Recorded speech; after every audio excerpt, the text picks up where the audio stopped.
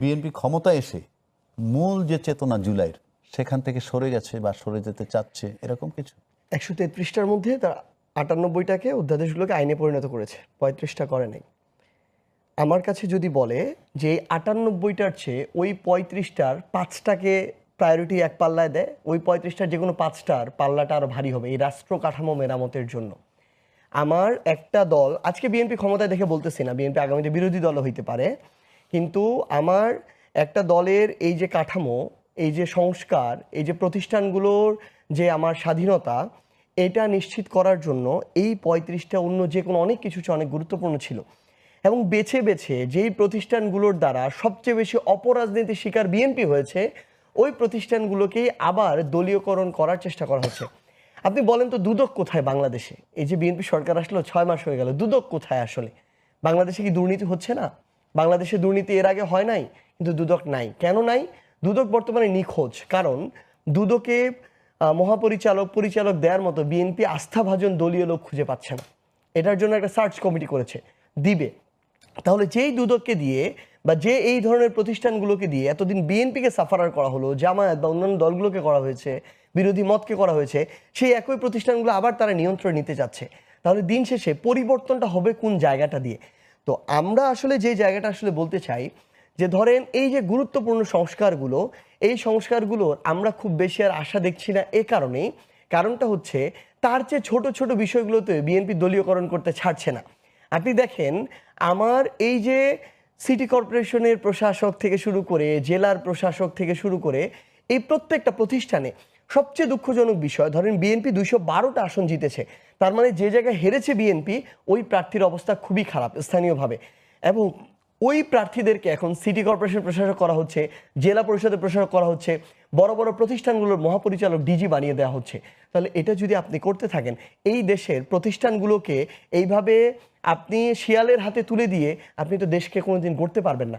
তো আমাদের তখন আস্থাহীনতাটা চলে আসে এবং প্রতারিত ফিল করি যখন দেখি যে তারেক রহমান তার জায়গা থেকে বেশ কিছু ভালো ভালো কথা বলছেন, বেশ কিছু ইনিশিয়েটিভ চোখের সামনে আসছে, কিন্তু তাকে সামনে রেখে পিছনে আবার একটা গোষ্ঠী নিয়োজিত আছেন এসব লুটপাটে, দলীয়করণে, স্বজনপ্রীতিতে। তখন আমরা আশাহত হই।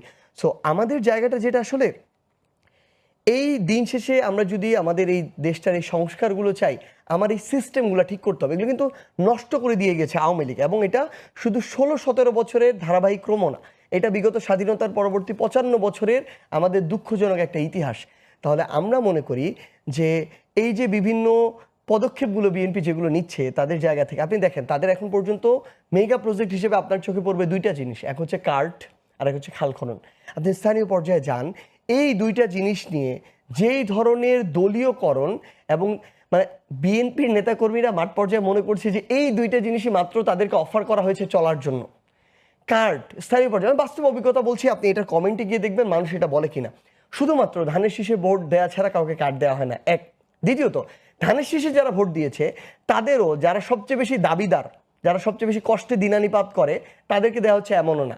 এইখানে স্থানীয় পর্যায়ে হয়তো ভাইরা জানেন না, ওনাদের পর্যন্ত হয়তো আসে না, কিছু এরকম নেতাকর্মী আছে 5,000 টাকা মোটামুটি একটা এভারেজ রেট হয়েছে, এটার বিনিময়ে দেয়া হয়। আপনি এটা তো এভিডেন্স পাবেন না, কিন্তু মাঠ পর্যায়ে সাধারণ মানুষের সাথে আপনি সাধারণ হিসেবে গিয়ে কথা বলেন, আপনি এটা পেয়ে যাবেন। গেল খাল খনন, বাংলাদেশের সবচেয়ে ট্র্যাজিক ঘটনা ঘটেছে আমার ইউনিয়নে। বাংলাদেশের মধ্যে 51 লাখ টাকার একটা খাল খননের প্রজেক্ট ছিল, ওইখানে এতটাই দুর্নীতি হয়েছে যে ওইটা বন্ধ করে দিয়ে ইউনিয়ন সাহেব বাধ্য হয়েছে রিটেন্ডার করতে।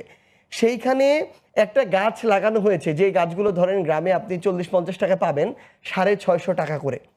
এই রকম ধরনের যে জিনিসটা ধরেন আপনি শ্রমিকের ক্ষেত্রে এইরকম নাম পাওয়া গেছে যে মানুষটা অনেক আগে মারা গিয়েছে, এরকম নামের তালিকায় অনেক নামের তালিকা পাওয়া গিয়েছে যারা বিএনপির স্থানীয় পর্যায়ের নেতৃত্ব, ধরেন ওয়ার্ড পর্যায়ের নেতৃত্ব, কিন্তু কোনোদিন কাজ করে নাই।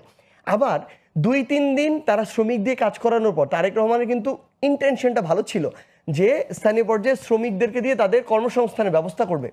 2-3 দিন তারা শ্রমিক দিয়ে কাজ করিয়েছে, তারপর ওই নেতাদের মেশিন আছে, মেশিন দিয়ে খাল খননের কাজ করেছে, শ্রমিকরা আর কোনো টাকা পায় নাই। তো এই যে জিনিসটা, এত বড় একটা সৎ উদ্দেশ্যের প্রজেক্ট, সেই প্রজেক্টটা তারা কিভাবে নিজের পেট ভরা যায় এই প্রজেক্ট হিসেবে নিয়েছে।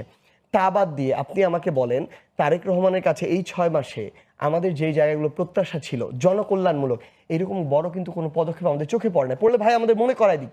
বরং আমরা দেখলাম যে অন্তর্বর্তীকালীন সরকার একটা গুরুত্বপূর্ণ কাজ করেছিল, প্রায় ৩০০-র মতো ঔষধ যেগুলো মানুষের নিত্যদিনের প্রয়োজনীয় ওষুধ, সেই ওষুধগুলো একটা দাম নির্ধারণ করে দিয়েছিল। আমরা দেখলাম 2 দিন আগে বিএনপি সরকার এটার দাম যেটা নির্ধারণ করা ছিল এটা বাতিল করে দিয়েছে। ফলশ্রুতিতে ওই ওষুধ কোম্পানিগুলো নিজেদের মতো করে দাম নির্ধারণ করবে, জিম্মি হবে মানুষ। আমরা দেখলাম সামিট কিংবা এসালমের মতো মানুষরা এসালম নামে আসে নাই, কিন্তু এসালমের বেআই নামে ইসলামী ব্যাংকে ফিরে এসেছে।